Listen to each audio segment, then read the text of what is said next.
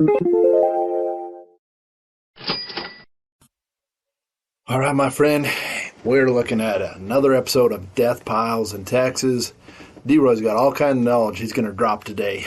Yeah, that's what Adam says when he has nothing to say. He's like, "Let's put the ball over here and see what happens."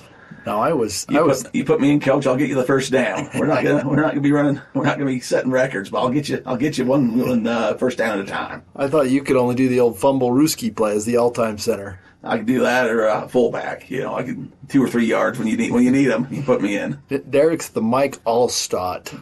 I don't want to be Jerome Bettis, but I'll take an Allstott. Bettis had some wheels. He got down the field. Well, that's true. Allstott was more of a big. He was a big body. Refrigerator Perry. Oh, William, that's my guy. Can I tell you funny? That's funny you brought that up. It is. It's almost like we wrote it down. And the thing is, we didn't. Before I was doing accounting, this is way back before the recession. You know, when you could sell a house to your dog, and they called it a ninja loan. Up in the early 2000s. Yes, the early aughts. The turn of the century. Back at the turn of the century, yeah, I'm going to tell us a story about what he was doing. Way back when I was a boy, the ninja loan. So I was a loan officer. I had just gotten home from my ecclesiastical vacation. I still spoke the Spanish language, and at that time there was a pretty big market for, getting into new homes, and it was fairly simple. So they called it the ninja, the no income, no job, no anything. So what could have went wrong? What could have went wrong? What could have went wrong? Going back, I was young. I was in my early 20s, and found this. Looked in the local classifieds. I think it might have been I think it was still online. I don't think it was quite the newspaper. Oh, you were in the Daily Herald. You must have been sophisticated at the time. It was something. So, anyways, high tech. There was a job interview for loan officer who spoke Spanish. I'm like, that's me. So anyways, applied for the job. I got it, and it wasn't like a job. It was like a full commission. It was like you were an independent contractor, which, I didn't know much about, but, I'm like, all right, this works for me. So if I did certain things, I worked as a processor getting loans ready for the person that I worked for. I got $500, which I'm like, yeah, buddy, if I could do a couple of these a week, that's pretty. And that's back when, rent was like $400 a month. So you're like, you got to take care of that and then that, and I'm living pretty. Pulled out the silk and went out for Friday nights. That's right. So, and then when you do your own deals, basically what I did is I just got signs and went down to the old college town Ephraim where I used to live, and just found some people that I knew and just put up a sign saying, do you need a loan? And we finance anyone. That's exactly what I was. No car, no job, no problem. So sure enough, first deal, somebody calls, and my portion of it was like $6,000. And the person I worked for, they made some money on it. I thought, man, this is amazing. So I'm like, man, if I could do one of these every month. Of course, once you have that kind of money, you're like, I ain't going to work today.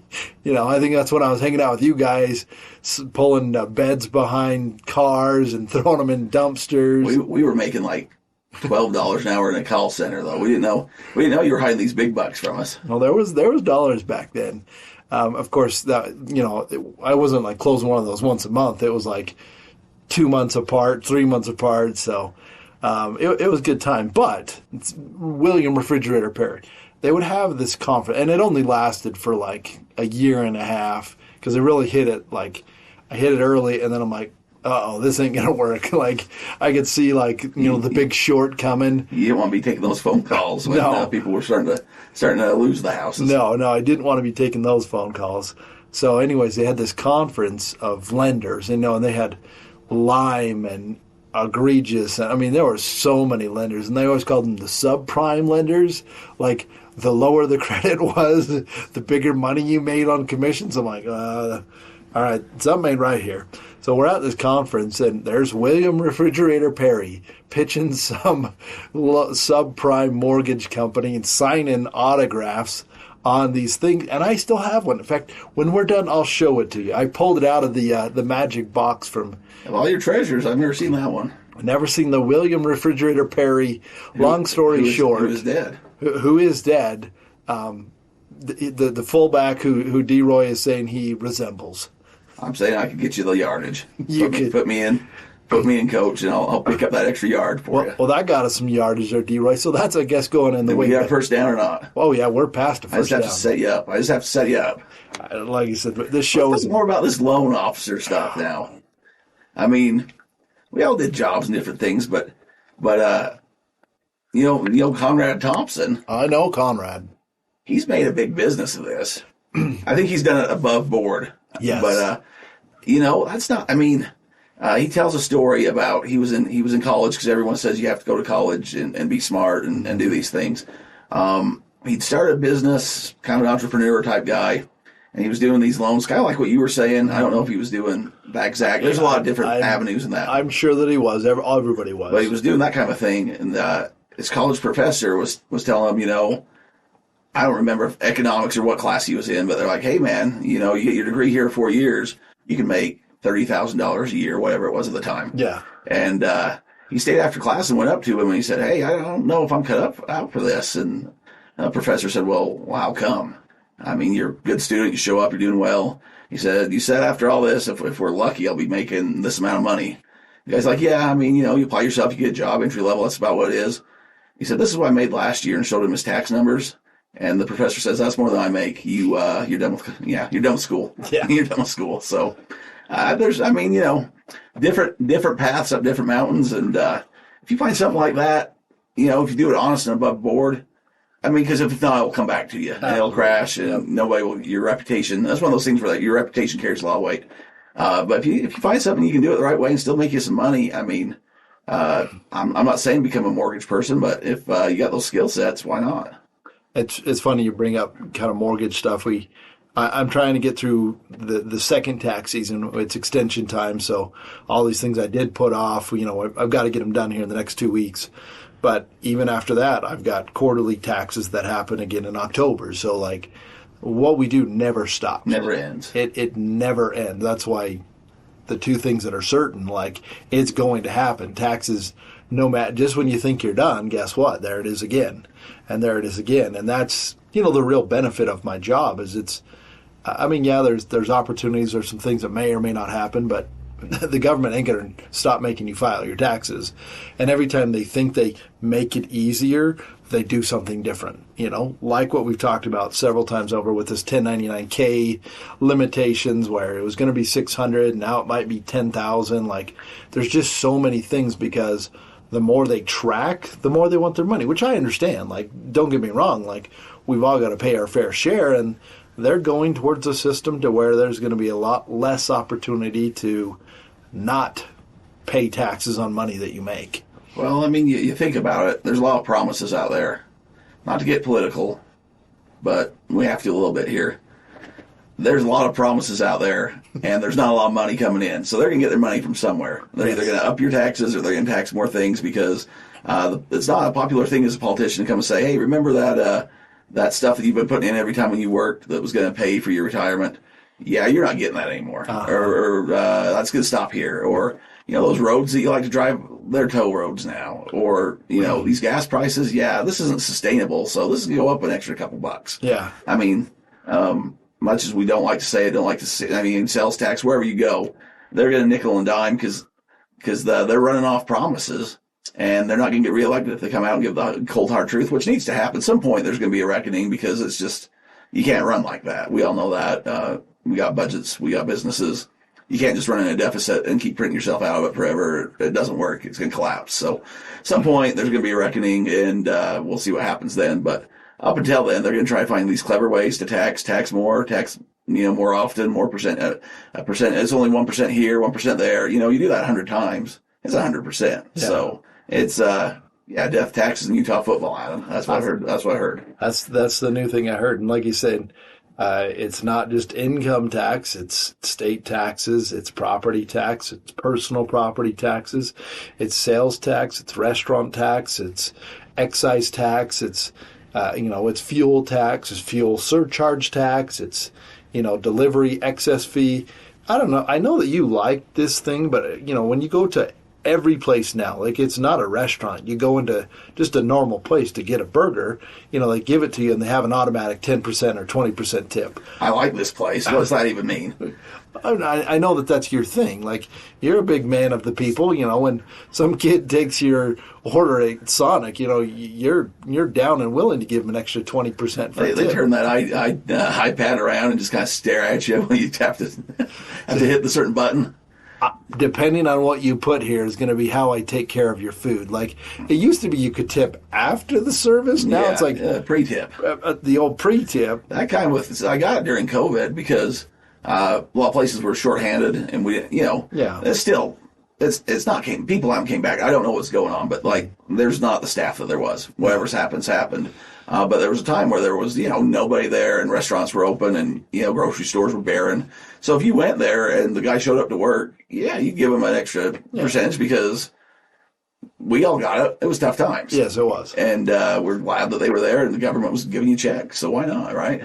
But that's just kind of carried over to like your first job and you're making ice cream cones and you're sitting there at McDonald's wanting an extra 20% or whatever. And it's like that. I don't know.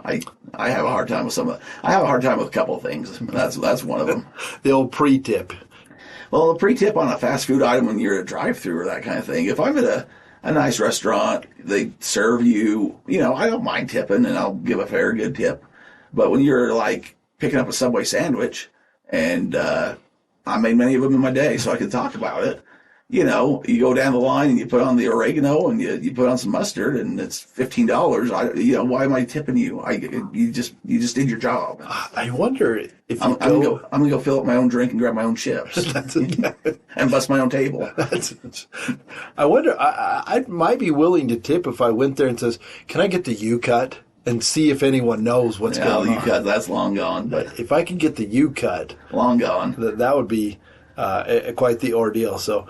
Speaking of that, D-Roy, where are we going for lunch? Lunch/dinner, right? Lunch/dinner, man. It's almost 2 p.m. Well, it's pregame. I don't know, but wherever it is, we best get going. I didn't eat anything just for this purpose. I got saltwater taffy. I'm a changed man a little bit, so you are a changed man. We might go see if we find us a crab boil. There's a good place, a southern place. I got that on the radar too. So. You got anything else for us, D-Roy? Now I'm hungry. That's what I got. I got lunch, and we're going to have to pre-tip. The old pre-tip at the new place. So. Oh, I got. Well, that's kind of a fun story. I had to go over to so I owed Adam some money. So I was going to go. What do you mean owed? Well, I paid you up now. Oh, I haven't seen it yet. No, you're just messing with the people. They heard the last episode. This is in the future. Oh, okay. This is the future. So I thought, well, I'm going to swing by the Walmart because I need to break some bills and, break some bills. And so I go over there and got me some gum and I got me my saltwater taffy because we take that to the games now. It's kind of a tradition. It's kind of a good luck charm, if you will. And had my earbuds in. Of course, we're in the heart of Utah County. Oh, yes. And I'm all decked out in my Ute stuff. For people that don't know, BYU's kind of the more popular squad around here, big rival, but there's a fair share of Utah fans. Which we enjoyed that game last week, too. I like to double dip. Adam does. They can go pound sand for all I care, but we're not getting off on that one. It's be a college sports talk show. Well, I don't mind them as much as I mind their fans, but that's a whole other story. Sorry, don't want to derail you. So I have my earbuds in. I'm going to the self-checkout lane, and this lady, the worker, comes up, and she's talking to me, and I can't hear her. So I take them out and kind of look at her, and I don't know. She's like, hey, you can't scan here, or like she's going to give me crap, or just ask me something. Yeah. And she's like, who's going to win the game? Like, well, I'm obviously going for Utah. I'm pulling for Utah, I tell her. Yes. And she's like, you think they're going to do it? And I said, well, I'm going to go. They're going to give it their best. I'm invested. Obviously, I'm not going to go down with injuries, reports, and all that. But I'm like, I think they got a fair chance. I think it's going to be a good game. It's going to be fun. I think they're going to kick some ass. And then she caught up what she said. And she's like, I think they're going to do it. I think they're going to do it. I said, I like your attitude, ma'am. And then by that time, I already put in my card and I got out to the car and I'm like, oh, I was there to break some bills. So Adam gets bonus today, I guess, thanks to her. She threw you off your game. Yeah, I wasn't expecting that from the nice little Walmart lady there that was just excited to see me. So there you go. You wear red, good things happen, Adam. All I know is that's what D-Roy does for people. He just puts a smile on your face. That's what I got. That was my derailed story. There you go. She derailed me. There you go. So putting that, there are, I guess now, we'll say 3 things for certain in D-Roy, and that would be? Well, right now it's going to be death. Uh-oh, he set him up. I slipped there. There's 3 things, not 2 things. It's going to be Deathpiles, taxes, and Utah football. All right.